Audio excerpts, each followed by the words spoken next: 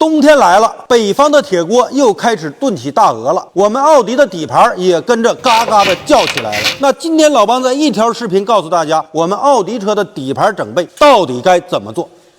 今天这条视频分两部分，第一部分摆臂胶套和摆臂总成到底该如何选。我身后这辆奥迪车友刚开始是选择更换10个摆臂胶套，但是在换之前问了我们一个问题，说单换胶套和换总成之后哪一个操控感更好？我们的回复是，如果要品质，您更换原厂的摆臂总成；如果要性价比高，您更换猫头鹰的摆臂总成；如果您要便宜，更换摆臂胶套。当车友了解到更换这种猫头鹰的摆臂总成只比胶套贵了800多米的时候，车友毅然决然选择了更换猫头鹰的摆臂总成。同时，我们为什么也建议大家更换这个猫头鹰摆臂总成呢？来看这个，这是一个刚从宝马车上拆下来的弯臂总成，这个胶套之前就更换过，我们大家明显的能看到这边比这边宽。来，我们用卡尺量一下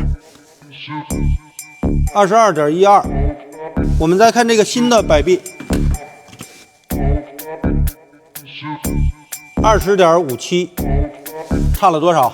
差了多少？我不会算，我的数学是体育老师教的啊，大家算一下。另外，这个摆臂是铝合金的，和胶套是一个过硬配合关系。如果这个胶套压得不正，后期可能就会出现摆臂在胶套上面来回窜动，影响我们的车辆的操控感和4轮定位数据。第二部分，奥迪车发动机冷车状态共振需要更换这个坏掉的鸡爪胶，我们该注意什么？同样一个原厂的鸡爪胶，市场上有2种，一种是一汽出的，一种是上汽出的。一个一汽出的能买2个上汽出的，虽然外观和安装孔径都一样，但是装车之后驾驶质感是有明显区别的。另外，我们建议更换这个发动机鸡爪胶的时候，要把变速箱的一起换掉，不然的话，这个震感恢复的不明显。另外，有一小部分车友也把这个变速箱的鸡爪胶换掉了，但是还是有轻微共振。我告诉大家，这个变速箱的鸡爪胶你换错了，应该是拿保时捷凯宴的当奥迪原厂的装车了。那为什么门店愿意拿保时捷凯宴的来给装呢？因为保时捷凯宴的鸡爪胶比奥迪原厂的便宜300-400米。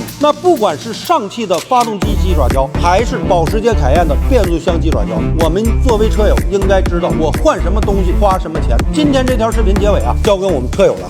咱们先试试冷启动，不震了，稳了，稳多了，是吧？